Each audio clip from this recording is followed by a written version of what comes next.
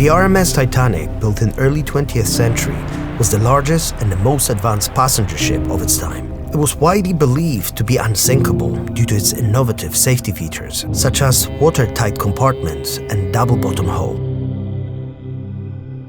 In the case of the Titanic, status quo refers to the overconfidence in the ship's existing safety measures and reluctance to consider potential risks or additional precautions. This bias had severe consequences, as we'll see in the following examples. Insufficient lifeboat. Titanic carried lifeboats only for half of its passengers and crew, as it was assumed that ship would not sink and lifeboats would only be needed for transferring passengers to the nearby vessels. Poorly trained crew. Crew members responsible for operating the lifeboats received minimal training. The belief that their services would likely never be needed led to complacency. On the 14th of April 1912, the Titanic struck an iceberg in the North Arctic. Despite of its advanced safety features, the damage was catastrophic. Over 1,500 lives were lost in sinking of the Titanic, making it one of the deadliest maritime disasters in history. Tragedy exposed the flaws in the ship's design, as well as the complacency and the status quo bias of its operators.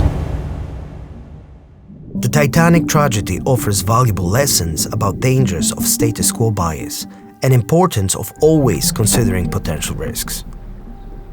To avoid falling victim to the bias, we can recognize the bias, be aware of situations where you might be overconfident or over-reliant on existing system of beliefs. Challenge assumptions. Regularly reevaluate your assumptions and beliefs, and actively seek out new information that may challenge the status quo. Plan for contingencies. Always consider potential risk and prepare for the worst-case scenario, even when dealing with seemingly foolproof technologies and systems. In conclusion, Titanic tragedy serves as a powerful reminder of the dangers of status quo bias and importance of always considering potential risks. By recognizing and addressing this cognitive bias, we can make better decisions and avoid repeating the mistakes of the past.